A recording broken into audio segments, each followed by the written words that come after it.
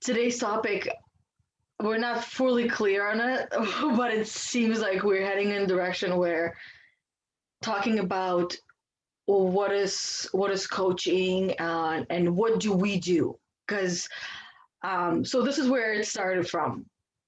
My mother-in-law asked my husband, her son, what does Yana do? I see all of these videos, I see all of these posts that she puts out there.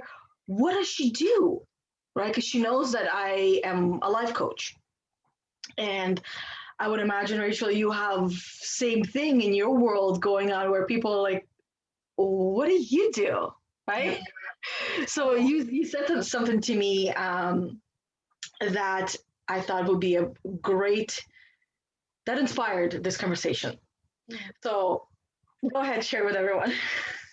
Yeah, well, I was just thinking of this time when someone, actually a friend of my father's was like, well, you can't just tell people to follow their dreams. That's how people end up destitute. And I was like, well, that's not what I'm doing. I don't tell people to do anything. And he was like, well, what do you do?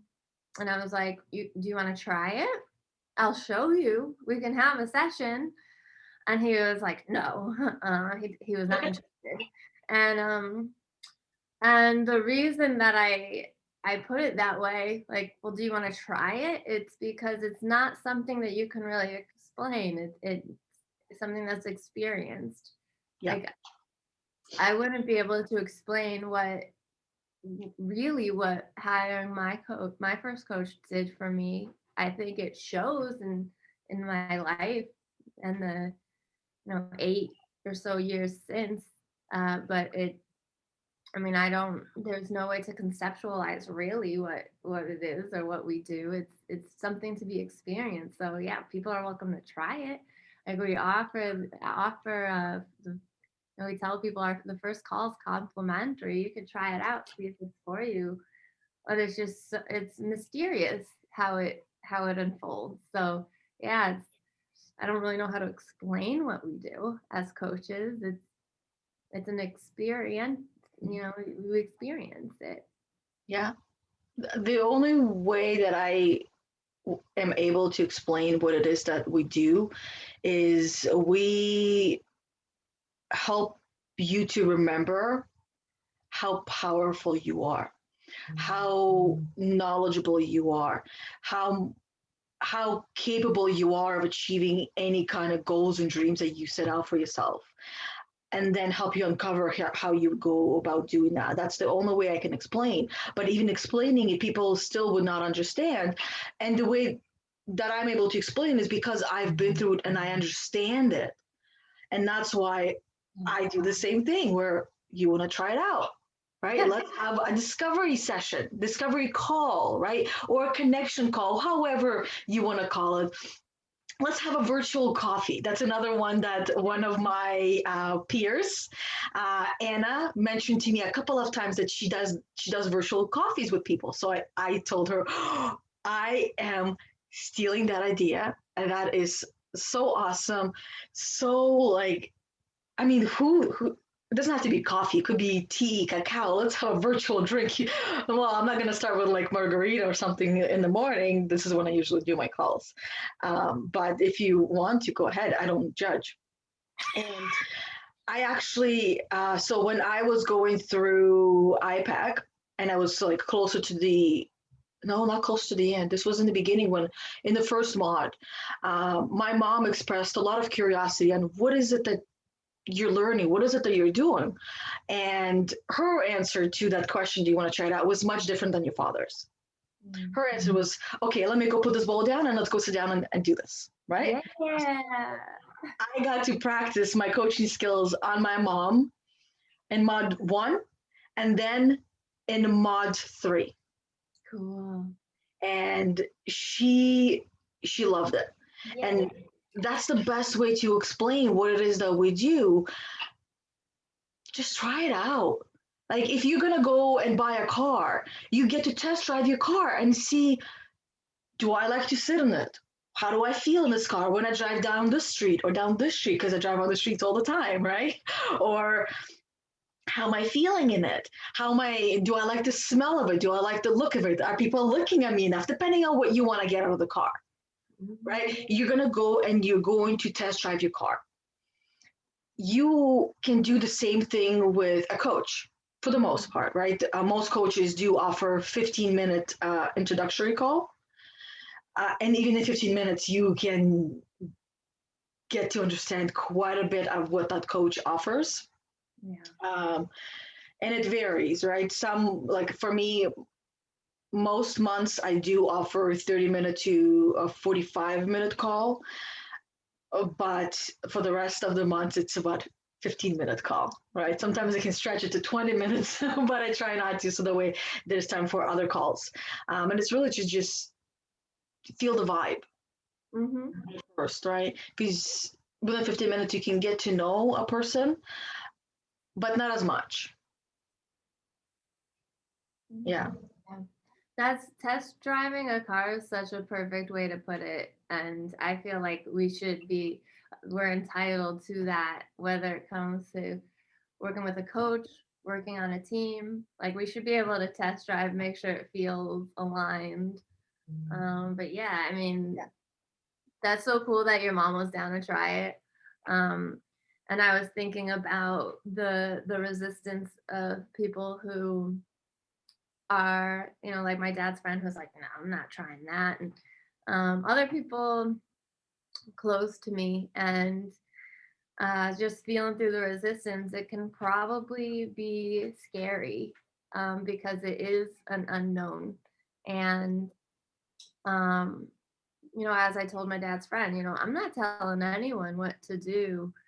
I'm helping people find clarity, like their own clarity.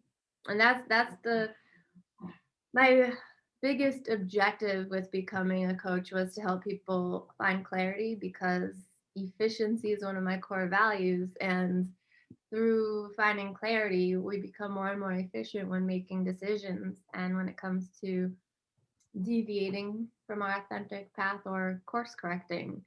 And coaching helps us to course correct if we've deviated, or to choose from a place of clarity. Um, so I understand that there could be a lot of fear around that, especially because we don't tell people what to do.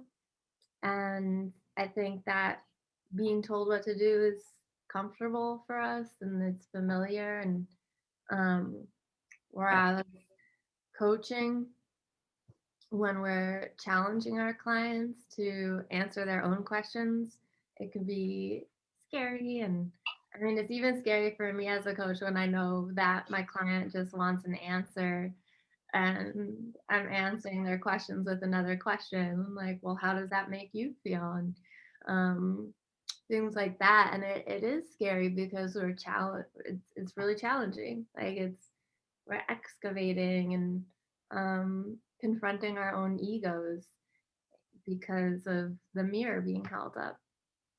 So I don't know, maybe that's where some of the resistance is coming from. It's new, and especially the way we coach, it's different from mentoring or consulting. So maybe that's where some of the resistance comes from, just trying it out. But I mean, there's no harm. Even in training, in coach training, I was really scared of offering my services, and our instructors were like, "Well, what's the worst that could happen?" And I was like, "I could ruin someone's life," and they're like, how true is that really? But I think, and they helped me to think about what I'm really doing. And at the very least, I'm holding space, and everybody could benefit from having space held. And so that's like the foundation of what we do, is holding unconditionally loving, objective space. And then beyond that, it's up to our clients really what they want to work on. Yeah. No, holding space it's an art form in a way. because, for example, silence. Um, when silence for me used to be so uncomfortable. So for me, that was the most challenging thing to learn, is holding space where a client at, says something, and then I ask them a question, and there's a really long pause Mhm. because they're thinking or they're hoping that I will fill the space, the silent space, with an answer. And it was really challenging for me where I just like I had something like coming up until my throat. I'm like, I want to say something, I want to speak, and then all of a sudden I wanted to cry because I'm like, oh my god, this is so foreign to me, and I don't, and I can't. I need to say something, but then I started thinking, what's going on there, right?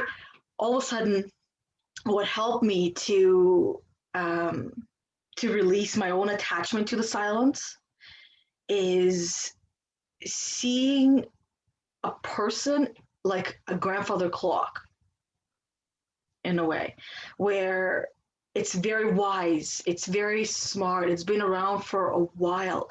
And when it moves, which is all the time, the gears are moving, right? It's almost like it's always thinking. And we as humans, we're always thinking. And in that moment, the worst thing that anyone can do is break that silence, because that silence is meant for the client to allow those gears to move in the place to hit a certain clock, a certain time in there, where they're like, oh, okay. And I started noticing that when I ask a really good question, that is when the silence happened. So instead of fearing that silence, I started loving that silence. I was like, ooh, this is going to be a good one. Let's go. Right? Whatever comes out, it's always good. Always good. Um, my There was something else you said, but I can't remember what it was at the moment. I know my dad wasn't as open to testing out the coaching. He just kind of like stayed away in the background. He heard me and mom talk, and just stayed in the background. I didn't even offer because I could see and feel that resistance. Um, I'm I'm a lot like him. We're both Tauruses, so there's a lot of stubbornness, and I must win. Whereas I worked through that, but my dad hasn't so much.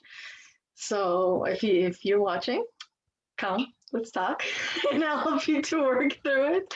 What else was there? What else do we do as coaches? I've noticed that I've been working a lot with people when it comes to boundaries, and it shows up in every conversation and every scenario. And I've learned to recognize the lack of boundaries. So that's the type of people that I tend to be working with. And I would imagine it's the same thing for you. It's just in a different way. Mhm. Yeah, I think, yeah, boundaries comes up organically when we get really clear on our core values and um like what keeps us stuck in repeating patterns. So we both work with a lot of empaths, and um so yeah, I think boundaries is something that's really new for empaths and for everyone, because we've been unconsciously perpetuating patterns that have been taught to us from 5,000 years ago. And these patterns are based in hierarchy. And the more sensitive people among us um, have these skills. Like we've got these Claire gifts. And if anyone's not familiar with Claire gifts, Claire kind of means like, well, it means clear, but it's kind of like extrasensory. So we have like extrasensory hearing, um, extrasensory vision, like clairvoyance is extrasensory seeing or clear seeing. And so yeah, any of these gifts that we have resulted in a lot of um, blurring the lines between someone else's situation and experience and our own. And so, one of the very first things that I worked on with my coach years ago was setting a boundary around chronic complaining and negativity, um, and gossip and stuff like that. I didn't realize how much it was affecting me until I started working with a coach, and we got some clarity.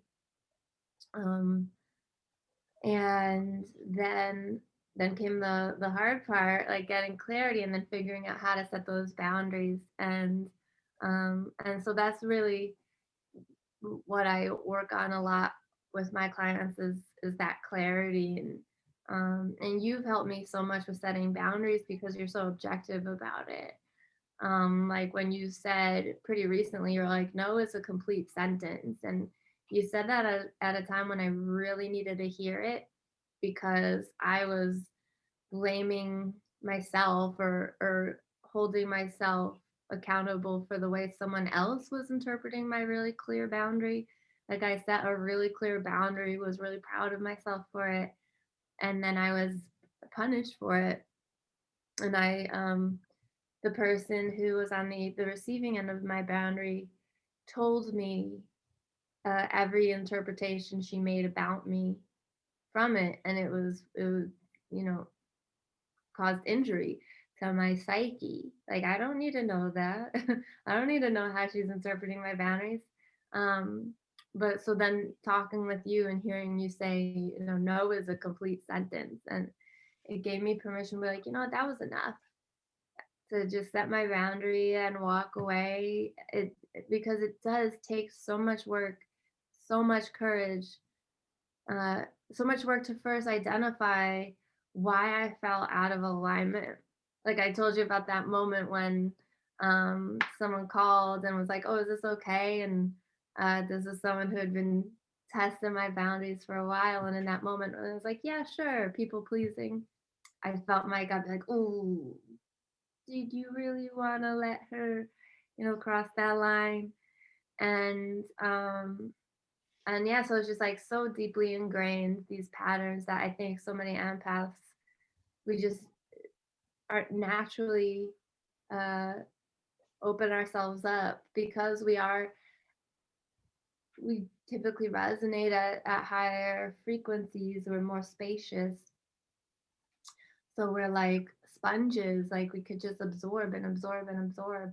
And sometimes we need to set a boundary and wring ourselves out, like we would wring out a sponge. And yeah, so I don't know how I got started on that, but I just Oh, grateful. because we were talking about boundaries, and I asked how do boundaries show up basically in your Yeah. coaching, and you said it does, and you've worked through boundary setting yourself with your coach before, um, and then you were talking about how when I mentioned that no is a complete sentence, how that allowed you to really like own yourself. That's what I heard, and own your no, and not have to explain it.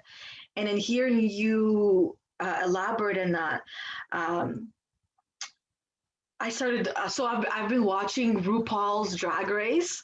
I It's so entertaining, and one of the biggest reasons why I love to watch it is because I see how much confidence shows through these women, through these drag queens, how much poise they have, whatever that word means. It's like I don't actually know what it means, but I feel like I know what it means, and how brave they are.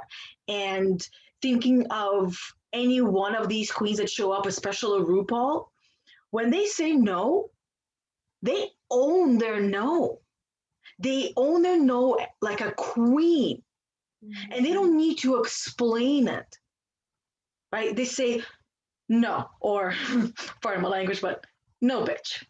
Yeah. They always follow with that, and it's like, you can like picture yourself being this queen. It's like, no. Mm-hmm. And then am I bitch, right? And bitch doesn't have to be a bad word. In this case, to me, bitch is an empowering word. Yeah. It's like, bitch, please. It's like a shield. Like, like, no, I set my boundary and now here's my shield. Yeah, right. And I wanted to bring that up because those are because I know you talk a lot about architects or archetypes. Archetype. Archetype. Yeah, because architect is a It's funny you say that though, because there's a song that goes, the lyrics are, I'm an architect in my moment, drafting from the ground because all my archetypes have been woven into a perfect sound. So architect works perfectly. because I mean that's what I see when I see an archetype. They're an architect of themselves. We are all architects of our own self, our mind, body, and soul, and the spirit, and the house that we live in. So he is RuPaul, or most of the queens that are in there that I've seen so far, are great archetypes to that we can recall at any given moment when we struggling to say no, because it's it is very difficult for an empath to start saying no. Yeah. So having watched this show, um, it allowed me to understand the power of no on a whole different level, and that level is confidence. Saying no powerfully and confidently can be so inspiring for the other person when they hear it. Yeah. Yeah. Right? Just two letters can be so powerful.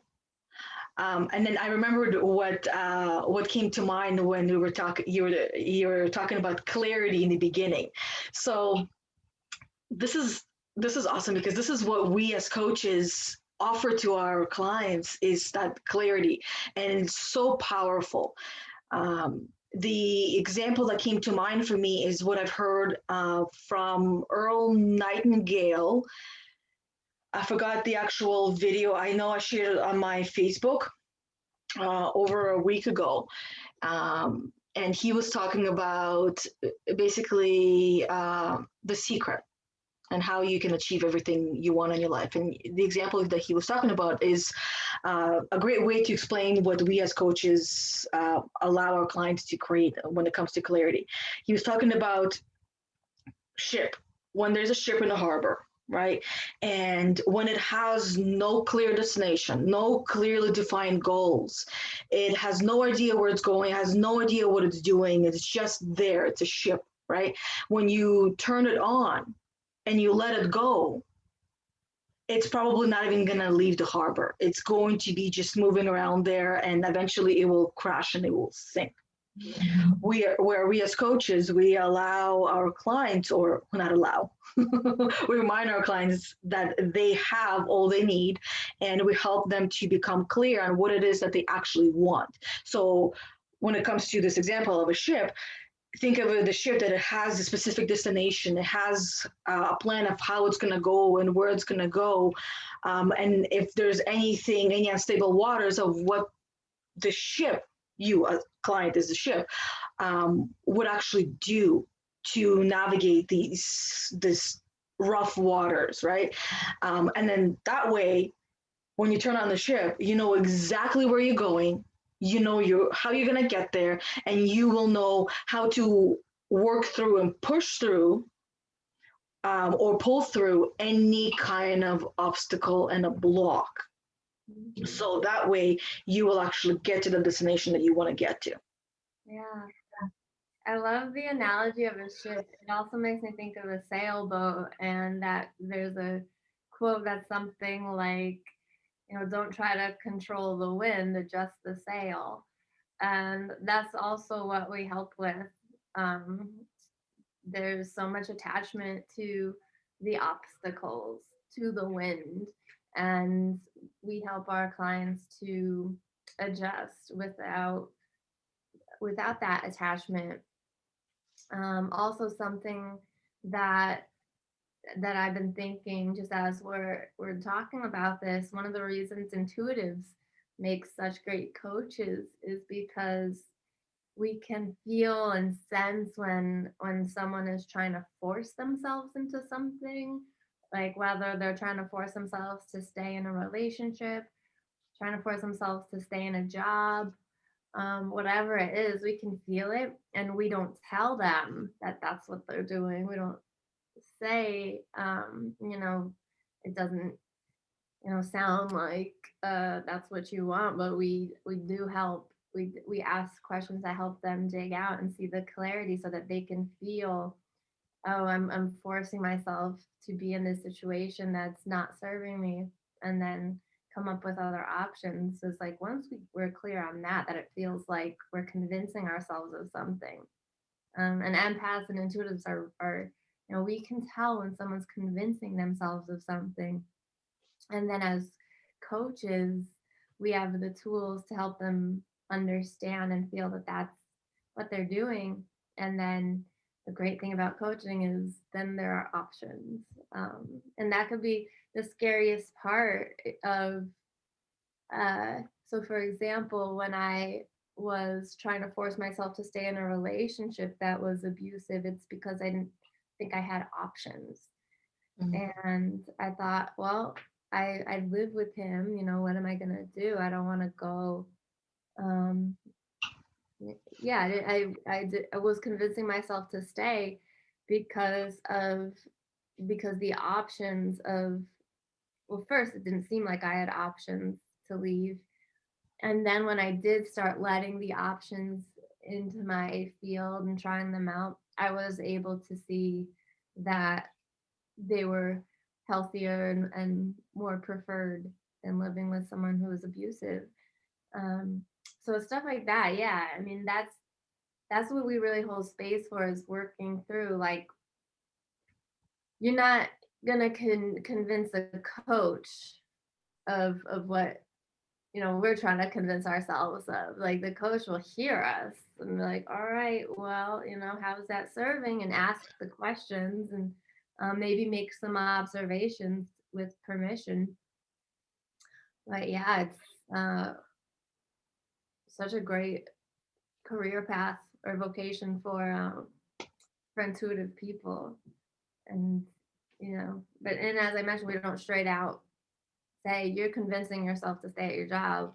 Like for example, my coach, I looking back, she probably knew very early on that my job was not where I was meant to be. Like when I finally told her that I was looking into IPEC, she was like, like she got to reveal to me what she was picking up on all along. And I was like, yep. And I know I wouldn't have been able to hear it any earlier. It had to come from within, because I had so many limiting beliefs about entrepreneurship, soulpreneurship, and I just thought someone had to pay me, like a boss, an employer had to pay me, and that's how people earn a living. And so I wouldn't have been able to hear it. So yeah, I am so grateful that I had that journey first of being able to start small. Like I got to start small working with my coach about what was creating chaos and confusion and deviation from alignment.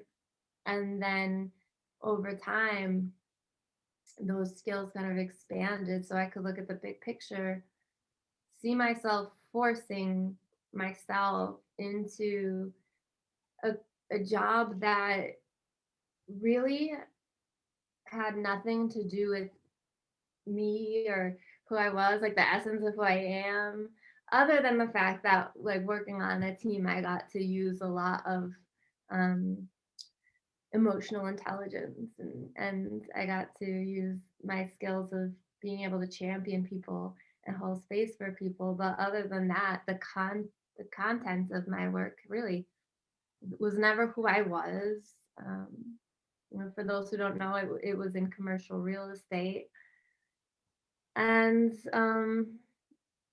yeah, I was making good money, but and had student loans. So there are all these reasons why I was forcing myself to stay. And then I was just like, you know what? Let's try something else. And so, yeah, I think my coach intuited all along. Um, but she never straight up was like, you need to quit your job. So, yeah, I mean, we don't tell people what to do. We just help. We sense when there's that lack of clarity, and we can pinpoint where the questions need to be asked so that our clients can mine their way through whatever those blocks are. It's like having like a mining, hammer, whatever they're called, like a pickaxe, or I think that's what they're called. Um, I think so. Yeah, I don't know. I can ask my son. He plays Minecraft all the time. yeah, yeah. But yeah, that's what we do. We're just like there watching our clients like mining through their own blocks. Um, Yeah. yeah. And cheer them on as they do that, and help them to see why they're mining, and remind them why, because sometimes they may forget. It's like because sometimes things happen, and everyone's life, and we can all lose track of what it is that we want to create, what it is that we want to have, and why. And a coach is there to remind you. And also, if your compass tells you to go in a different direction, we're there doing the same thing and cheering on and helping you own it, understand it, and embrace it. And if you change gears again, guess what? We follow you. We go with you. We are there with you wherever you're going, through everything, until you are able to do it on your own. Mhm. And what like your story and everything that you've just shared is a great way of um, identifying what an IPEC coach offers. Again, other coaching programs are great. They do offer a lot. I haven't been through them, so I don't know. But I know at IPEC, we have also gone through quite a bit of strengthening and understanding our intuition, right? And those people that were already intuitive, it just heightened it. Like for myself, it just heightened it for me. And those that didn't even know what intuition was, by the end, they at least learned what it was and how to play with it. Yeah. And everything starts because you were talking about options. Mhm. Those options only come from a place of awareness. Once you become aware of the thing, the situation, the place, whatever it is you wanted to work on, once you become aware of perhaps even the block, then the options start to come in. Yeah. Options, choices, and then you choose, right? Which way you want to go, which one you want to try first um, to start the ball of change rolling. Mhm. And then after that's when you step into the new version of yourself. Yeah. Yep.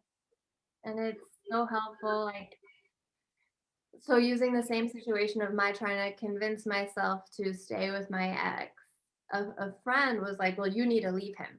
You need to leave. You need to live somewhere else. And I wasn't ready to hear it at that time. And I just like eventually stopped talking to her because she kept telling me what I should do. Mhm. Whereas when I was talking with a peer coach, she was helping me come up with options. And one of the options, and the one that I chose, was going back and living with my parents. And when I brought that up, when we worked together to bring that out of me, and it was like, ugh, like I thought it was like the worst to admit that that was an option. And because I thought it was like so scary as an option, my peer coach asked, "Well, what's the worst that could happen?" And then I was like, I don't couldn't like think of anything that bad. It's like I don't know, like my parents love me. I don't, you know. And then she's like, okay, well, what's the best that could happen? And then I was like, I could heal. I could heal.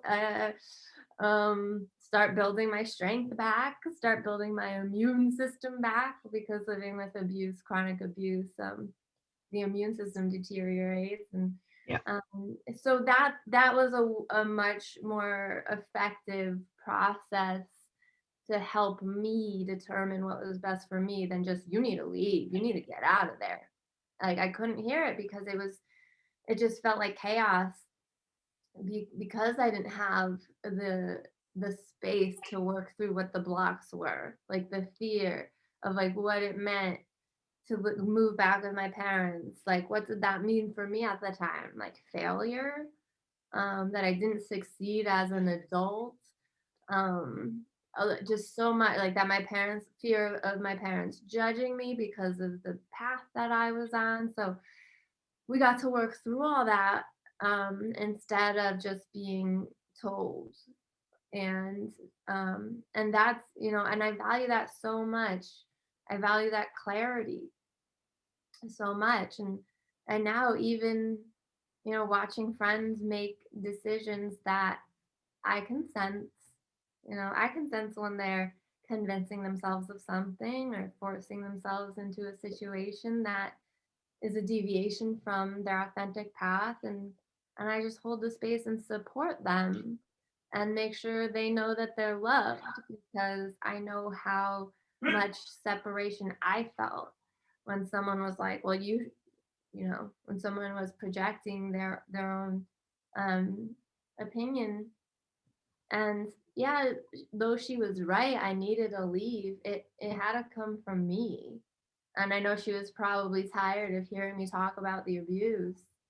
And but that's something that also, as coaches, we never tire of hearing whatever's going on. And something like trauma and abuse stays on repeat in the emotional right brain until we can properly move it to the analytical left brain. It requires that really empathic processing with someone who has all the patience in the world to just be there with you and hear it. And then you can start hearing yourself and seeing the thought patterns. um, so yeah, we coaches will, we got all the time and space in the world to hear what thought patterns are keeping our clients stuck. One of the things my clients like to ask me is, um, and then they ask in a different way, but they like to ask me, what are you hearing from what I'm saying? What are you noticing? Are you hearing any patterns? Because in the beginning, I would ask for permission to point out the patterns that I'm seeing, because most of us don't see the patterns. My coaches do that with me as well. And I love that, because we ourselves don't notice the patterns, and then we wonder why we end up in this place over and over and over and over again. Yeah. Um, and when my coaches point that out to me, I love it. So, and then now when my clients ask me, can what are you hearing, right? Because that's where they already know that I'm going to share the patterns that I'm noticing and I'm hearing, and it helps them to raise their awareness that much more, because the response that I typically get is, "Oh my God, you're so right," or "I did not notice that." That one is huge, because again, that is confirmation that most of us, if not all of us, don't notice these patterns, because they're just, at this point, they're a habit. Sometimes, I mean, have you ever just woken up in the morning and you find yourself on the toilet, like, how did I get here? Right? Because you just got up and it was something that you just normally you do, or you decided that I'm gonna stop drinking coffee, and yet you find yourself sitting down with coffee. I'm like, oh my God, how did this end up in my hand? When did I make this? So Mm-hmm. that's what happens when clients become aware of these patterns that are keep replaying in their life, because they're just so deeply ingrained, and they are just a part of them. Just Mm-hmm. like my patterns, they're a part of me, and it takes an outsider to point them out to me to help me become aware of them. And there's a huge difference between a friend or a family or a trained coach pointing these things out, because The difference is, these ones feel very personal. Yeah. It feel like a huge attack on our character, and it, in my experience, it's done a lot more damage, Yeah. little to no good. Whereas from a coach, I've I just felt empowered, Mm. and it's like, oh my god, this is awesome. Like, can you just imagine yourself cheering for these uh, like crappy patterns replaying over and over again, and cheering for these patterns, just being aware of them. It's like, oh my god, I didn't know, this is so awesome. Okay, so now what? Yes, yeah. Yeah, we gotta get to that point of awareness of seeing them. And there does come a bit of, ego death. Like when you see it, you're like, "Ugh," like, oh gosh, I was attaching to their journey and that's what was keeping me stuck. Like whatever it is, the ego is like, I didn't want to see that. Um, but then once you do, the now what? What's next? The options start coming flowing through, and it's so amazing and liberating. And the ego death isn't as scary with a coach because the coach is like we see it all and nothing is, we don't judge one way or the other, whereas family, friends, it's so different in relationships with anyone we're close with because they also attach to our journeys. So, and base a lot of their own self-perception on we base a lot of our self-perception on how we relate to others and how others relate to us. That's why they're called Yeah, relationships, which is why I love that you compared the journey to a ship. yeah, They're relationships, and yeah, the relationship with the coach is just completely objective. So it makes that moment of witnessing our egos way less scary because there's someone there being like, "Yep, that's it. That's your ego." And isn't that cool? Like it's so exciting. yeah. I Most of my clients, and I say most because some are still learning how to um, embrace the ego when it comes up and become aware that this is the ego speaking, or this is the higher coach speaking, or this is the gremlin speaking. And the ego is the hardest one, I've noticed, for people to recognize and then embrace and say, ooh, this is my ego. I love you. I appreciate you. I know you're here for a reason. But GTFO, I don't need you here right now because you're actually slowing down the progress, or you're in the way because in order for me to get here, I need to let go of this attachment. Mhm. An ego typically has a lot of claws into things. Yeah. And we, as coaches, we don't hold attachment. We don't get attached to your story. We don't get attached to your plans, to your ideas. We don't get attached to things like that. The Mhm. only thing, even with the success, we don't get attached to your success because it's not our success. It's yours. We don't get attached to the goals and dreams because they're your goals and dreams. We don't get attached to the story because the story is, it's just that. It's a story. But what we do with the story is we help you become aware of those, like I like to call them, as like whack-a-moles, the ones that are really standing out of the story that you as a storyteller might not realize. Yeah. Actually, most of the time, don't realize. I know myself, I didn't. And a coach's job is to help the storyteller to become aware of these whack-a-moles in the stories that are actually continuing that cycle of pain and suffering. Yep. So that's what we do. We just help you to become aware of it by pointing it out. And then in the end, what you do with it is completely up to you. We just help you through that journey, right? Yeah. We have tons of tools. We have tons of different ways of how to help you work through it, right? Or not work through it until you're ready.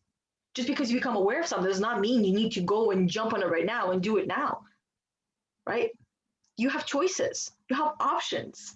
And when you were talking about clarity, I like to work with creative people, which let's be quite honest, each and every human being is creative.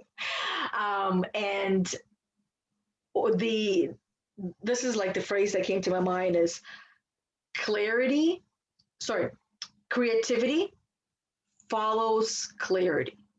That once you become clear, your creativity just comes through.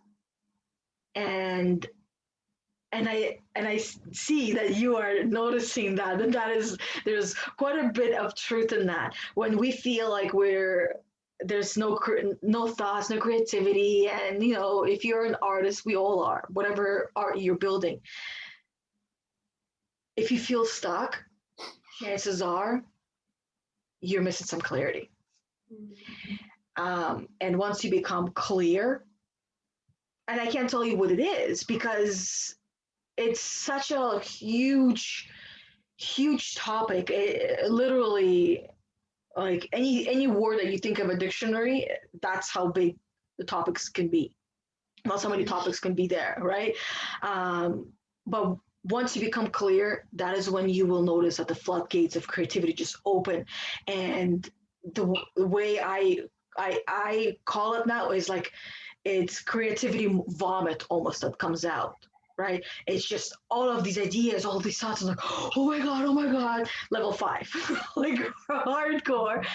And what do I do with it? Where do I put it? So typically for me, it's videos. So I'll sit there with my phone and record it for myself, so that way I don't forget it, because these were like incredible ideas.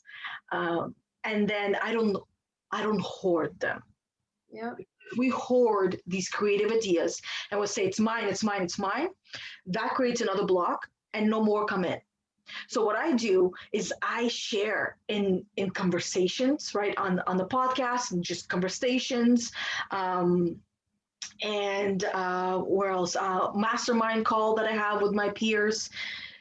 I just share, right? And if I still feel that same way when I share it, then depending on what that idea is, I might say, "Don't touch it; it's mine." I just wanted to share it. Or for the most part, it's like free for all. And even if all of us on the mastermind, there's 5 of us, if all of us have, if we want to go with this idea and we want to follow through on it and create something out of that, it will look completely different. All 5 of them will be completely different.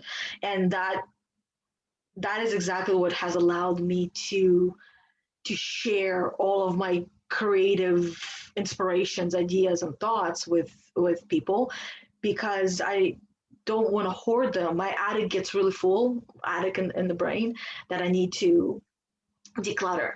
Yep.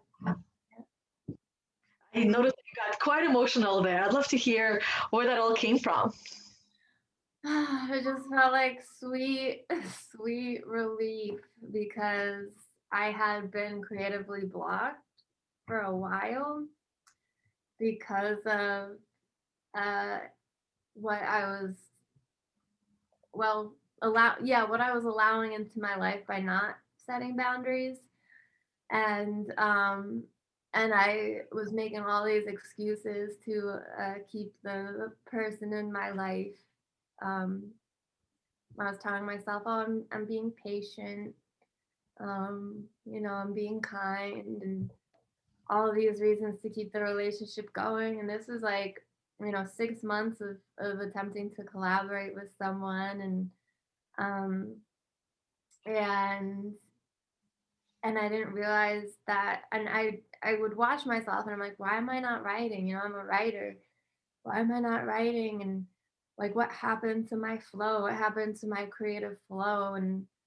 Um, and I kind of knew, like, the creative process is so mysterious, and I know what helps me. And so I kind of knew that this person kind of like feeling entitled to my time and sort of dictating and attaching to my journey. Like, she had a lot of attachment, and she began micromanaging me. And just like every little thing I would do, like whether it be like write an email, then I'd get a call like your emails are too long, and I'd be like, but I'm a writer. I don't, and then, so then I'd be like about to write an email and just like overthinking, like, okay, I have to follow the format that she laid out, and so just like every and like all these different areas, I was just letting her agenda defeat my authentic expression, and like kind of like beat it into submission. So I got really emotional as you were talking, because I was just feeling this like sweet relief of the clarity, like as soon as she's not in my life anymore after our talks of, really after you're like no is a complete sentence. I was like, like, that's enough. That's enough permission for me. Which permission, by the way, is another thing that coaches give our clients. Like, we give that they feel a sense of permission, just running by some, like if it's something that they really want to do, like setting a boundary. Often they just need to run it by us, and then they feel empowered, like they have that permission. And so after talking with you, I had that permission. Like, I don't need this person in my life. And then I noticed all the spaciousness, and like writing was coming back, like you're describing, just like this endless stream coming through me, and expression coming back, and the fearlessness of being who I am. That's what, like, after 6 months of this entanglement with someone who had a lot of attachment to every little thing I was doing and micromanaging me, I started second guessing myself and mistrusting myself, which for me, like if you know me, that's unusual. I trust myself. I know who I am.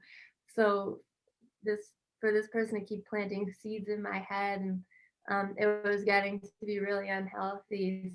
So yeah, that's what, as you were talking, I was just feeling this like sweet relief from the spaciousness, from the clarity, and having that creative flow back, and like the limitless infinite possibilities for expression, just like yeah, just pumping. um yeah, Yeah. I just like I think that's what the tears were about, just like relief coming out of my eyes. Yeah. Thank you for sharing that. Honestly, I know you very well, and I know how important it is for you to create. And just hearing that you were dealing with such a gremlin for the last 6 months, telling you how to do what you do best. I mean, I can't even imagine. And I can see why the boundary for you meant like, yes, okay, I'm gonna say no and no more. Yeah. Right. The only things that I kept hearing in my mind was like, yes, queen. Yeah. Oh yeah. Yep. You tell them, and you tell all the voices in your head as well that you're more than capable of writing an email. And if here's a little lesson from Yana, the unicorn, who teaches, not teaches, because I really don't teach people. I help people to embrace their unicorn self, their authentic self. And that's what you were able to recognize, that this person was challenging your authenticity and not allowing you to be yourself. Because here's how my understanding of collaboration. Collaboration is essentially a mastermind where everybody comes in. Let's say two, three, collaboration is two people plus, right? Two, let's say 10 people. And everyone is different, and everyone is unique, and everyone brings themselves to the table. And nobody else from the group, or nobody from the group, is telling anyone what to do or how to do it. You do you, I do me. We're a bunch of unicorns. We are grazing the field together. We're bringing this hay to the world without changing who we are. That's how I see collaboration working. And it sounds like it wasn't really a collaboration, it was more like a dictatorship. And I don't like, that's why I'm slowly saying that word, because it's not like testing the water. Is this the right word? But it sounded like it was. Yep. That's exactly like after, and it took having the separation, having the break from this person to realize she was dictating my every move. And it was a group of 7 people. And I was like, why isn't she like, why does everybody else get to do what they want? And she doesn't call them up and like, start telling them what they did wrong. Like I would send an email and then my phone would ring and I'd listen to what I had done wrong. And then it just like made me very self-conscious and doubting, because in a group, like if it was just me and her, I would have been able to recognize it and be like, I don't think this partnership is aligned. We have very two different styles, and that could be that. But since it was a group, and I think working in a group brought up a lot of my people pleasing default tendencies. So I thought that I was putting the group, I told myself, convinced myself I was putting the group above myself by continuing the collaboration. And and I think that there was also the possibility that the group was being drained by the energy, and I just hadn't recognized it. But yeah, it was definitely a dictatorship, and I think that she will, like, looking back, I think there was a lot going on. I think the reflections that I was holding up as a creative and expressive and just like super transparent, like I am super transparent. I will tell you my thought process and my feelings and why my thoughts create the feelings that they create. And then that determines why I show up the way I show up. And I'm just completely transparent so that people can make their own decisions. And I think my transparency maybe confronted something within her, which is why every time I was transparent, I'd get those phone calls. And yeah, I mean, it was just, I'm just really grateful that's I've been through that, and now I know what it's like in a group, um, and and now next time I'll be able, if there is the next time, there usually is in any of these patterns. They just like cycle and cycle. I learned a lot through this process. It was like another round of learning about my people pleasing. Mm-hmm. So that's cool. And what how I allow chaos um, into my life when I'm people pleasing, and to watch out for that, because it is like I love clarity. I value clarity because it's efficient, and I've known what lack of clarity leads to. For example, enrolling in law school, I didn't have any clarity, and that was 4 years and a giant student loan, and that's not efficient. It's just not efficient. Had I known about coaching, worked with a coach before making that decision, and again, not again, but just I just want to make clear I don't regret it. It was a very expensive, valuable lesson.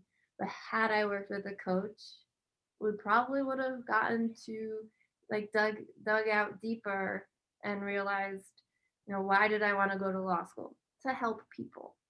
What other ways might I be able to help people without, we just would have been able to get clear. So I really value clarity. And yeah, allowing, blurring the boundaries, allowing chaos into my life really disrupts that clarity that I just value. I value it so much, and it could be tricky working with a group. Like if one person in the group doesn't have clarity, it could affect the whole group. So Yeah. very different collaborating with the team. Um, Yeah.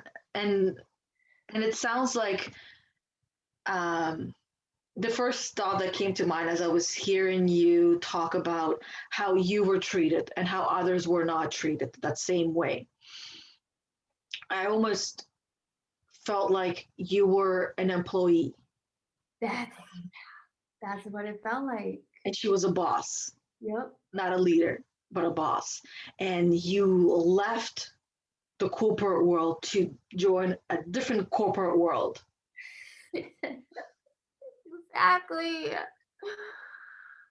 I See, think why? that right there is what coaches can do, point out the patterns that we're noticing and connecting to what the client has said previously of how you shared how you were working at a corporation and now you're describing the same thing just in a collaboration instead of corporation. Those two words are even similar. And the effects were loss of your creativity for both. That's So why I get so emotional. Like hearing you say it, I'm just like, yes, thank you. You understand. Like having someone who understands is just like such a relief because when we allow that kind of chaos, it starts making us feel like we're crazy. And I was like, am I crazy? Like she's literally bossing me around. Like she's micromanaging me. Like I am a free autonomous being. And I kept telling her, I was like, I value autonomy. I value sovereignty. These are my core values. And it just didn't seem to stick. And I didn't know how else to navigate. So yeah, this is why this coaching can get really emotional when clarity hits and relief hits. Like, oh, it's just like the relief of being understood and be like, yes, like, yeah, I left the corporate world so that I didn't have to be told what to do anymore. Thank you. you're welcome. That's just a taste of a tiny bit of coaching of what it looks like for those of you that are curious. Um, I'm curious to hear how does that, like you said, it feels like a weight lifted off and you felt clarity. Um, I know for most people there that weight it lifts off in a certain part of the body. Mm, Where do you feel it? mm. Definitely, I feel like my shoulders and like a lot in my chest. Yeah, like where I breathe. Because I Hmm. find that when I hold tension, I also hold my breath. Yeah, me too. Yeah. So, Yeah. yeah. And I think most of us actually do carry, like when we feel that clarity come in, it does come from like chest opening, or another way of how people describe it is all of a sudden I feel taller. That's Mhm. one of the ways of a couple of people have explained it to me that all of a sudden I feel like I'm taller, or I'm sitting straight, or this I felt like I had one of these like things like a rock on my chest and it lifted off so I can take a full breath in. That's yeah. Yep. Yeah, because it's like restricting breath, right? And for some people, and including myself, clarity feels like the pain leaves the body. Mhm. For me, and for a couple of my clients, they would feel the pain in their neck and their shoulders. So it'd be like sore shoulders, sore neck, and stiff quite often. And once they were able to gain clarity, that pain just magically went away. Yep. All right, and then the vomit comes out, the creative flow. And that's like so something that occurred here for me, like through this process. You brought up creativity, which is another core value of mine. And you brought up the patterns that impact like my influence or block creativity. And that is what gave me the permission to say that's enough. Like if something is blocking my creativity and it just happens to be another human being, Mhm. it's enough to not want that human being in my life anymore because I value creativity so much. And that's where a lot of the relief from that permission can come from. Mhm. There's so much attachment, and I don't want to be, I don't. It, there's like there's can be a lot of self judgment, especially for people pleasers, when it comes to being like, I just don't want this person in my life anymore. And then I can have clarity about that while my ego is like, oh, but you know, we have to be nice to everybody, and all those like people pleasing thoughts. And even though my gut is like, but this person is literally blocking my creative flow. Yeah. So that's what coaching can help with. It's just like identifying what's the value here. Like creativity, if you really value creativity and someone's blocking it, that's enough. It's enough to know, Yeah. to give ourselves permission. Yeah. And that is a perfect lead into my next thoughts. Because from here on, a coach does not tell you what to do, does not tell you what your options are, because a coach knows you have all of those. And also, a coach understands that your whole entire life, you've had everyone telling you what to do and how to do it because they Mhm. didn't believe in you, they didn't trust in you subconsciously, right? Consciously, they're not aware of it because they were raised that same way, where you see a child and they're learning how to walk. Most parents are so scared that they're going to fall and hurt themselves. But that's how they learn. Mhm.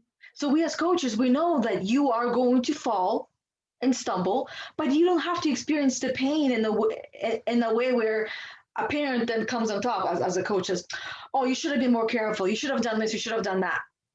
Right? A coach says, oh, great job. You fell. How did that feel? What did you learn from that? What did you learn? Yep. Right? What can you take from this experience onto the next one? Cheering for your failure, cheering for your fall, because success would not exist if there was no failure. Mhm. Success and failure are one, and they're not opposites of each other. They are the same thing because you cannot have one without the other, right? Mhm. You cannot have bravery without fear. You can't. Those are the same thing. So we as coaches, we don't tell you what to do because we don't see you as a child. I mean, that's a lie. We're all children. But I, we see you as a child who was born knowing Yeah. what you want to do, what you want to achieve, what you don't want to achieve. Yeah. That you know what your choices are, you know what your options are. Maybe not yet, because you need to work through the awareness part, become aware of it, and then the floodgates open up and everything comes in. But we know that the floodgates are going to open. Yeah. That, Yeah. that one I can pretty much guarantee. And then when those floodgates open, watch out, world. Yep. Yep. It's true. Like we see both the inner child who has been hurt and wounded, and all the blocks that come from those wounds. And we also see our clients' highest selves who have the answers to the questions, and know how to reparent their own children. And then there's us. So we get to stand there with the inner child on the map and say, where do you want to go? And the inner child will tell us, and then we'll ask the client's highest self, how do we get there? And we're just there, helping identify the blocks, and challenging our clients to unite those two within, so that they know what it feels like going forward to come to a block, reach a block, and then call on the wisdom of the highest self. Because it's yeah, it's a familiar. Once you go through the process of, oh, this is a limiting belief, or this is an interpretation block that I'm making about, like you brought up stories before. Once we start hearing our own stories, um, it becomes easier to detach from them. And so, like, a common story for empaths and people pleasers is, oh, they need me, they need me, they need me. And I'll never forget working with my coach, and she was like, we were working on, I was attaching to someone's journey saying, he needs me, he needs me. And she was, asked the questions, well, how true is that really? And I was like, it's true. No one else is going to help him. Um, and we just like worked through all these stories and limiting beliefs that I was telling myself so that the next time it happened, I could hear my story. Oh, they need me. They need me. He needs me. This person needs me. And I could ask myself, well, how true is that really? And what happened last time? I stopped, I removed myself from that person's life and they're fine. They've gone on living. Um, so yeah, it's super cool. Mhm. Yeah. And also, what you're saying is recognizing that our clients don't really need us, Yeah. but they want us. There's a big difference between need and want. And then there's another difference with choose, when they choose us. They chose to work with us for a reason, right? Because they see what we can them, offer into their life, right? And the way another description, like the imagery that came through, is I like to talk about our ourselves as the gardener, right? And each and every human is a gardener. So what we do as coaches is we help you to go shopping for seeds. What Mm. seeds you want to plant in your garden? We don't tell you what seeds to buy. We don't tell you what seeds are the best. We take you to a store that's full of seeds, and we just kind of stand back and smile and be so proud knowing that you're going to pick the right seeds for yourself. And then we help you to choose which seeds you want to plant first, Yeah. right? Not all of them, because if you plant them all, overwhelm is going to come in through the door really quickly, right? Followed by burnout. So you pick which seeds you want to plant, and then we help you water them. Mm. Yeah. And even when you're picking, you could come to us with a seed and we might just simply ask, well, what's your intention for growing that seed? Yeah, You know, yeah. so up to you. There's no right or wrong answer, because sometimes the answer could be, I don't know yet. To me, what I hear in that moment is your intuition told you need that seed. You don't know why, but you need it for some reason. That reason could be just to hold it, carry it, and then chuck it, Mhm. It right? could be, I'm curious. Could even be, I feel like there's a lesson here for me in this seed. Yeah, It could be any number of reasons. We're just here to help find, again, clarity. All comes back to clarity, because then I mean, even if you don't know when we ask what's your intention, and you're not sure, that question will remain in your brain. And um and and clarity, Liana, you always point out that a lot of the work is done in between sessions. mhm, And so the questions that we ask as coaches, they might come up. You might not know when we're on the phone together, and that's fine.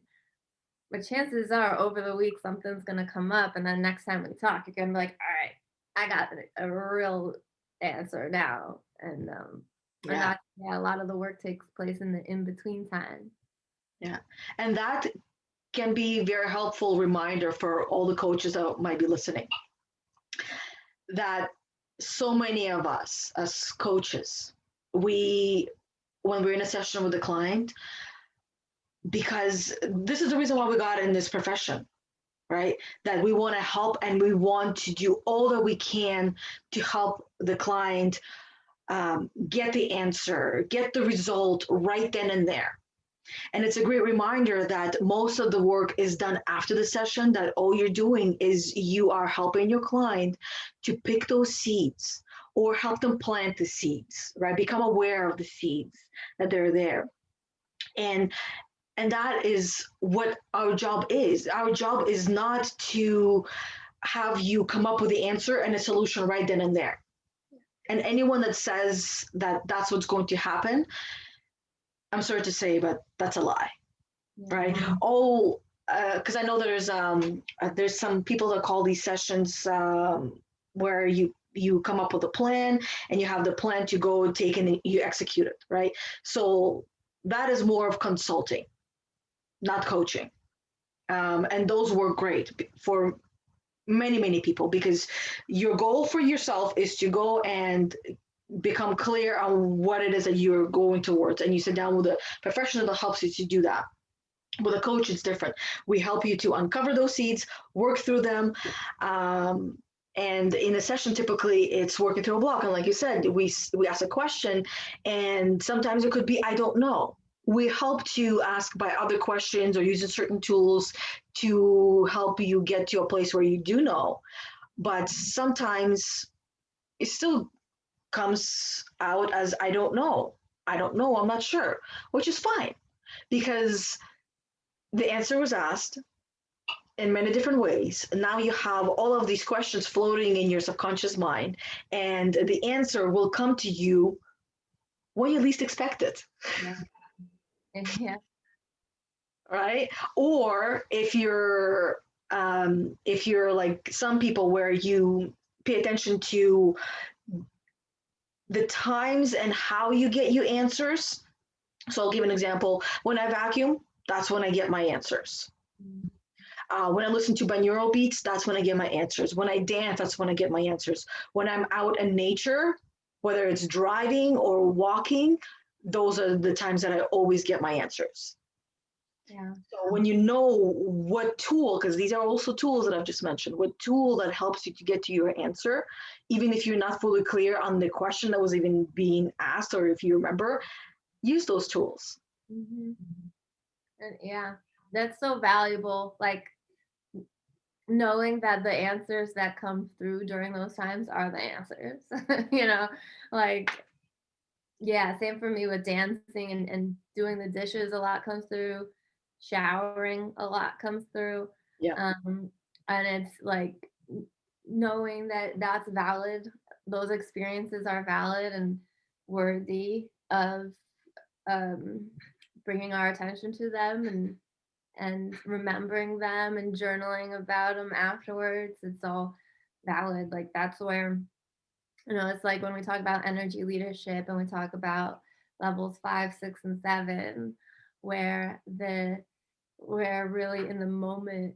Um, Often that's when the answers come when we're really, present in the moment, just doing what we're doing, like sometimes in a trance state.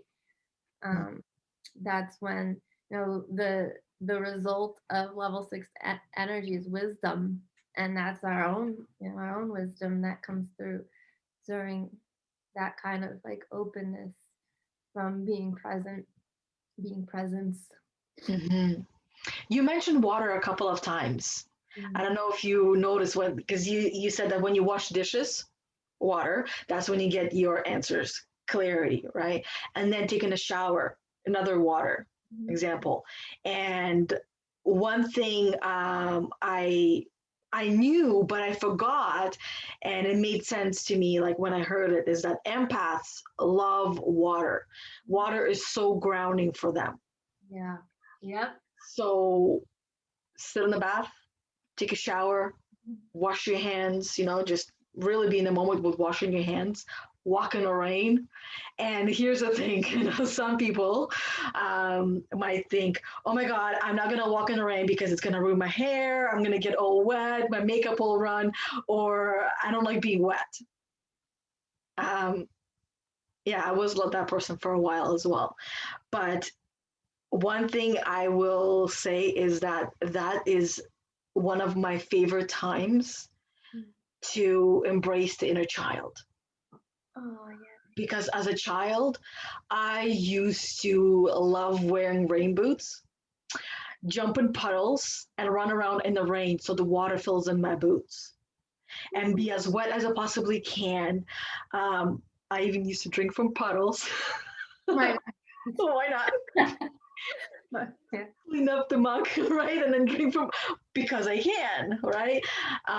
And every time I go and walk out in the rain now, I remember myself being that child that loved jumping in the puddles and being dirty and muddy. I don't remember how my parents reacted, and probably because they reacted with, we didn't raise a pig type of a thing. Don't come into my house all soaked and dirty, because that's how most parents, react. But I don't remember because a lot of my childhood almost feels like a blackout because I don't I don't like anger and I don't like confrontation. It causes me to shut down. So, and I bring this example up because my son is that way. He loves puddles. Even in the freezing winter, when there's a puddle, he will jump in it. It's like, oh my God, it's so cold. And this parent comes out where I have this really, really, really strong pull to control the situation. And I don't want this muddiness and this dirt coming to my house, but I let go of that. And then I remind myself that I was just like that, actually worse than that, and how much I loved it. So why would I take that away from him when it's that to me that was one of my most funnest experiences as a child. And I would love to do that now, but my fear of judgment is still there. Mm. Of what will the adults think of this other adult who's jumping in the puddle with a child, Yeah. right? And I don't want to live that way, and I don't. So if I feel like I want to jump in the puddle, I jump in the puddle. If I want to walk through the puddle, I will walk through the puddle. Yeah. Yeah. Yeah. I actually experienced that the other day. There was a prime puddle during our walk. I didn't jump in it because it was really cold, and I was like, man, if it were warmer, I'd be all about that puddle. But it's like joy. It's It is. silliness. It's whatever.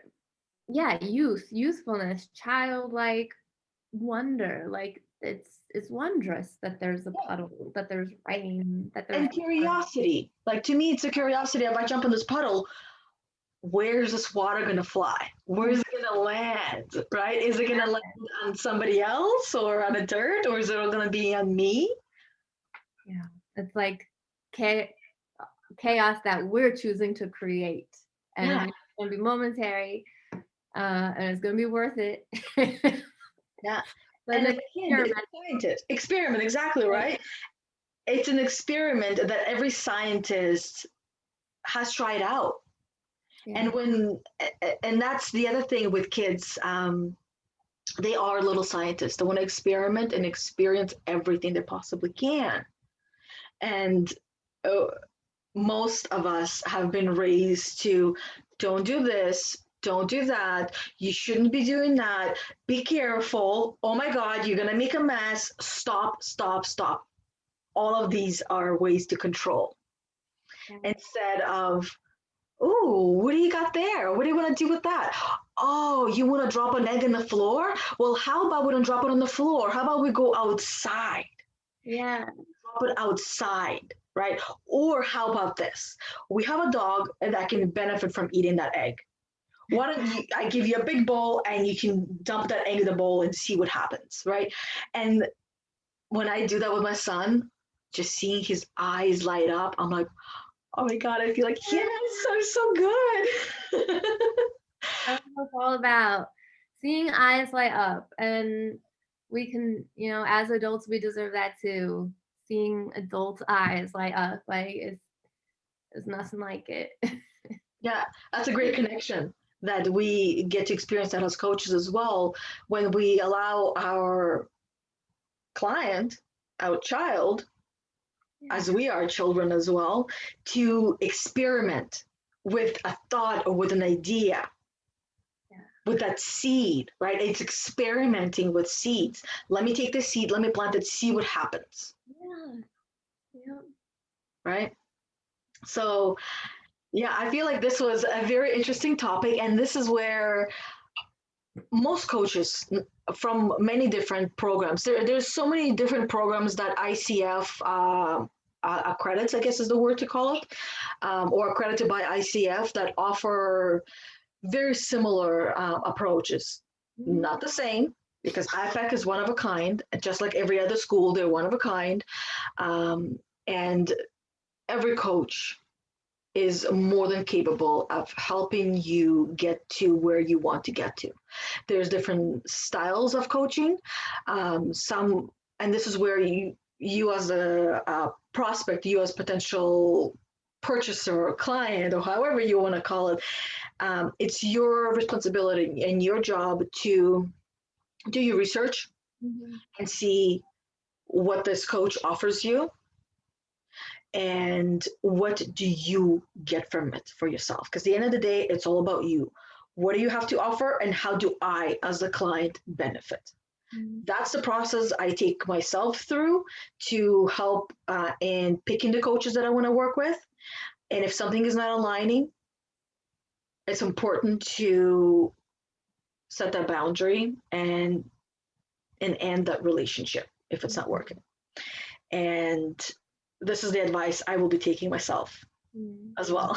And I have been taking, but with this particular coach client relationship, I feel like I've been people pleasing through the whole entire journey. And it feels like it's taking me out of alignment.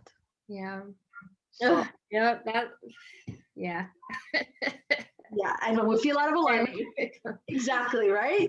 Then the clarity is not there. We feel out of alignment. Creativity slows down. So that's why it's important to check with yourself and then decide what you want to do Yeah. and why, right? Yep, Yeah. absolutely. So thank you, Rachel, for Thank this. you. I didn't know I was going to be coached today, and so I'm so grateful. I Thank was you. planning on it. You're welcome. It's just it kind of. I just typically I don't like to do any coaching on these calls, but I just found myself doing it without even realizing it because it Yeah. becomes so ingrained. And then I thought, I'm like, oh, didn't even realize I was doing it. So here you go, guys. Perfect example. Yeah. It just happens sometimes naturally. Yeah, yeah, exactly. So thank you for being so open, authentic, and vulnerable. This is all of the qualities that I look for in anyone that I connect with. Yeah. They're they're my values, right? I value that in myself and I value that in everyone that I have in my life. And it's become so important to me to declutter my circle of friends and people I communicate with because of what you have just shared, right? And I've shared a little bit in this call and previously that it just really does affect my overall being. And this is it's not the way that I want to live. Let's just Right. put it that way, right? So I've set the boundary for myself that only certain type of people are going to be in my close circle. It's almost like what is it called? Kind of like the circle of awarenesses. I'm Yeah. seeing Yeah. The self-perception chart. self Or perception. the one, yeah. There's also the one in Bruce's book. Um, I forget the portals exactly, but like the awareness, the presence, the, yeah, awake the life of your dreams. What's the book? Um, Um, uncover the life of your dreams. yeah, yeah, Yeah, there's like those portals as well. yeah. I Yeah, listened to it. I don't have the actual book, so I don't know if there was any kind of illustrations in there. there were no illustrations. No. No. No. But yeah, to me, like that's how I see my circle of friends, right? There's Yeah. the first circle in the middle where the ones that are the closest to me, and then there's a little bit of the outer circle, which is like between friends and acquaintance, and then there's an outer circle where it's just acquaintances, and then the outer circle which is just followers. Yeah. Really? And it's, and it's nothing personal. I think what coaching really helps me with, for example, like today, just like getting that clarity mean, like, my creativity is everything to me. So it's really nothing personal. If someone's um, hindering or blocking my creativity, maybe my boundary and the way I express it doesn't come out perfectly, and I might hurt feelings, and then feel the guilt of hurting feelings. But over time, it's like, in 5 years, is it really gonna matter if I set a boundary in a way that wasn't as thoroughly aligned? And um, boundaries sometimes have to be set, and so we can move forward. And then a lot of times the clarity comes once we move forward, and then we could see, oh, maybe I could have said it a little bit more clearly, so it wouldn't have hurt feelings. But you know But I also believe, I am a very strong believer that everything happens for a reason, and that if that boundary was set in the way that it was set, that was the only way that it was going to work. yeah, It would not have worked any other way, because if you, from what I also heard you say, is you spoke up for yourself, you stood up for yourself, for your artistic creation, and it was not heard. So the tiptoeing and being gentle was not going to get the job done. bingo. There you go. Straight up, it was not being heard. Yeah, because for 6 months, you Yeah. to silence your creativity to fit a certain mold. But Yeah. there are no molds for any creativity, even for our own. My mold is never the same. Yeah. It's never the same. So I cannot use a mold for my creativity. None of us can. It's just so funny to me because, like, the number of molds, like, this person was, like, literally creating molds, like, even like for conversations, like, I just, oh yeah. Yeah, I don't follow structure. Like, structure is great, but to me, it's just a framework. Yeah. And I don't stay inside the frame. I stay outside, and it's like tips and suggestions type of a thing. That's how I see the framework, and then I make it my own Yeah. each and Yeah. every time. Yeah. Oh, like, yeah, just exactly. Yeah. Well, this was awesome. I feel like all ready to go get into my creative process. Now Yeah. that I'm back. Jules back. Watch out, everyone. Gonna be writing on my typewriter. It's gonna be great. Ooh, I can't wait to see what you create on this typewriter. I want to get one of those. They're so cool. It's pretty cool. Like, to hear, just even to like hear the sound, like, oops, Yeah, that's the coolest part to me. I like, was just, yeah. I'll show what it looks like. It's a heavy machinery. It looks like it. It's pretty heavy, but so Yeah. cool. But yeah, like, it's just so great to have this time back. And um even saying to someone, my creative process is important to me, and I'm in it right now. Why don't we meet tomorrow at a regularly scheduled time? Like, that's literally what I said. And I was punished for it, and that just says a lot. um Yeah. says a lot. So when we can express, so, like, just know, even when we do express that clearly, I didn't make it about the other person. It was all about me. It was my creativity. My process is important to me, and I'm in it right now, making time right now. We have a scheduled time to talk tomorrow. Why don't we wait until then? Um, Even if we say it that clearly, it could still come back. The other person could still come back with a punishment or retaliation. So Yeah. And I know that you've said that to me a couple of times, even on our scheduled call, because you were in the zone and stuff. And when I would get that message, I instantly, I'm like, oh, that's awesome. I can't wait to see what she creates. And yeah. oh, maybe that just means that I am ready for my creative process, right? I've always seen that it is something that you value from the day that we met, that it was so important to you. And I also understand the creative flow, that we cannot schedule it.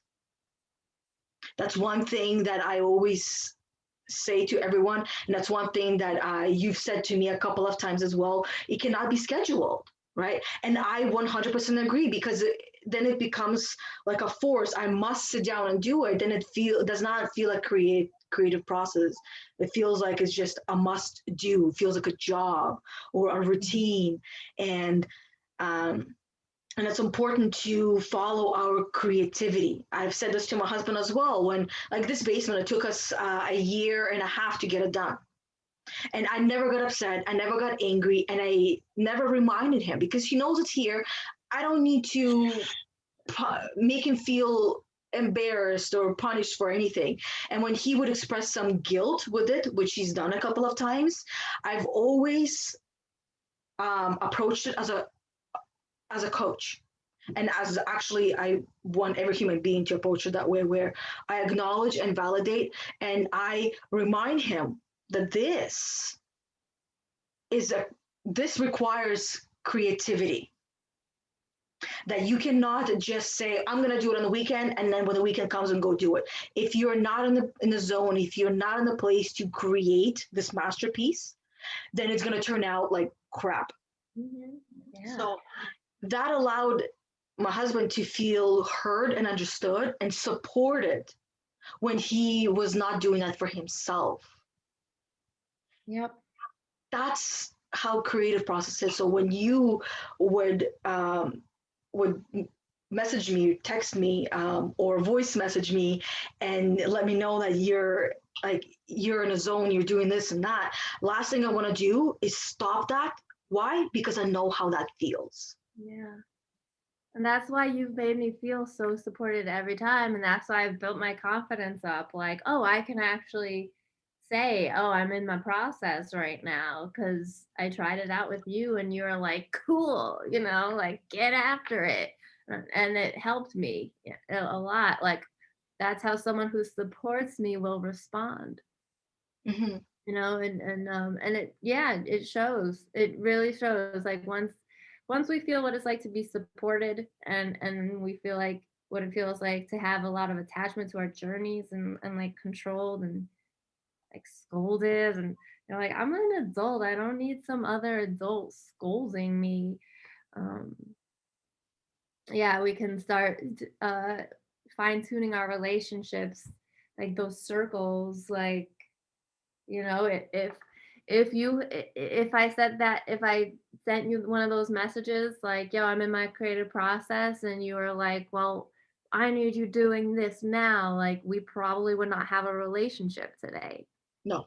And so that's how we can really tell, like, you made me feel good, you made me feel supported, you championed my creativity, and that's why we still have a relationship. Yeah. And that's the circle of friends, where this type of a relationship is in the center. Yeah. Right. And then if let's say if the person that you mentioned to me, if what after you said that, up until then everything was good and peachy, and then after you said that and the response that you got, this is what happens, then that person leaves this circle, it goes to the outer circle. Yeah, nothing personal. No, it wasn't personal. That person made it personal to them when it had nothing to do with them. It was just that person's interpretation of what you said. And I mean, we can also interpret it in so many different ways, right? There could be also jealousy and envy in that. That's the first one that came to mind. It's like, I want what you have. How dare you be so creative? I want that. I want to be creative right now. And she even she told me all the interpretation. She told me the stories she made from my setting that boundary, and one of them was that she told herself, she was like, that she's not important enough to me, or something like that, like something about being important enough, and like what we're collaborating on, what we're creating together is not important enough. And I was like, that's not my responsibility. it's, it's like, I asked her, I was like, well, whose responsibility is that? If that's your, because she admitted, she's like, that's my story. And I was like, well, right, it's your story. So whose responsibility is it? And she was like, well, I'm telling you. As like making it my responsibility. And I was like, my responsibility is to my art. Yeah. It's to my muse. Your responsibilities to yourself. Yeah. And hearing you, while I was listening to you, what I visualize is two kids um, playing a game, right? Both of them have a, a scheduled time when they want to go and play this game together, and then one wants to play something else because they're excited and they're motivated and they're inspired. Playing this particular game, whereas this one is like, well, what about me? I feel like you don't want to play with me, that I'm not important, that you want to play with yourself. What about me? I feel alone. I want you to play with me. But this one is in a zone, in the flow, having fun. And then what happens is if you stop this game, then you feel like you are, the word conforming comes to mind, where it's like you're not allowed to be yourself, that you must do what this person do just to make them happy. But at the end of the day, what you want to do the most right now is play this game because you are in the zone, right? It's like level 7 is almost like, that's how I would describe that. And then you're being asked to go to level 5 or level 4 or level 3 from level 7. And anyone who has been at level 7 was the creator, when you're like in the zone, in the moment, in the flow, I can pretty much guarantee you would not want to be taken out of there. And if you are taken out of there, it almost like feels like a challenge of, who am I and who am I living for? Yeah. Yep. You can Yeah. take it out of it. It's well, hearing it as two children brought a lot of compassion for this other person. So I want to thank you for that, because yeah, I could see how it's like, yeah, I'm like over here having fun with my own thing, um, and maybe she did kind of rely on me a bit for that energy, like that level 7 creative energy, and so I have a lot of compassion for that. Well, at the same time, had she respected my boundary initially, it would have served her, because then in the future she would understand, like, oh, this is what it feels like to be in level 7, and I'm entitled to it. And at the same time, um, when I set boundaries, and for anyone who sets boundaries, it's a way of saying I value our relationship enough for me to not hold resentment toward you in the future. Because if I let go of that level 7 and that flow state to participate or communicate whatever this person wanted to communicate at that exact moment, then I would feel resentful. Then I'd be like, well, now I resent you because this is pointless. And I was in the middle of flow state, and now I can't get back there. And when that happens, like when I can't get back there, ooh, I feel resentment. Yeah. And I 100% agree. When we're taken out of that flow state, that zone, because sometimes we're not even aware of how we got there, but it feels like we're floating almost when we're in that zone. And when we're told to come back down to earth, it feels heavy, right? One feels effortless and the other one feels heavy. And that's why it's important to align ourselves with people and surround ourselves with people that understand this flow state, and that when we don't even have to explain ourselves and simply say, I'm in a zone right now and I want to spend more time in here. That's it. Yep. I already understand what this person is saying, and I am excited because I know that by them saying that, it will allow mine to come in as well. It's almost like a planting of the seed. Because every Yeah. time you said that, and every time we've moved our call or continued, like skipped the week, um, by you saying that, I was like, ooh, I know mine is coming. Right. Ooh, And typically, like in the same day or the next day, then my creativity starts to flow. I'm in the zone and I have my headphones on. I'm like, yeah, I know what Rachel was talking about. And that feeling, it's a joy. yeah, yeah, That's what it is. And when we're being told to drop the joy and come and be happy here, yeah, joy and happiness, they are different. One is a lot more powerful. Um, and yeah, that shift does challenge a little bit. Um, so we have been going for quite some time, so there's so much information in here for everyone. Anyone that has watched the whole entire video, I want to offer you virtual coffee with me. I'll give you 45 minutes. oh yeah. So if you want to claim this prize for watching this whole entire long video or listening to the podcast once it's uploaded, and want to take me up on this offer, reach out to me and I will stick to my promise by offering you that 45-minute virtual coffee or tea or whatever you want to drink, right? I'm not guarantee that I'm going to be drinking coffee, but I'll be drinking something, even if it's water. So thank you, everyone. And thank you, Rachel. Once again, I appreciate you being yourself. Oh, thank you. Thank you for making it a safe world for me to be myself. And I appreciate you being yourself. Like, this is what Empath Unicorn Academy is all about. Yeah, living life authentically. That's Yeah. the only way to live, and that's the only way to freedom. Yeah, it really is. So thank you, everyone. And until next week. Until next week. Thanks. Bye. Bye.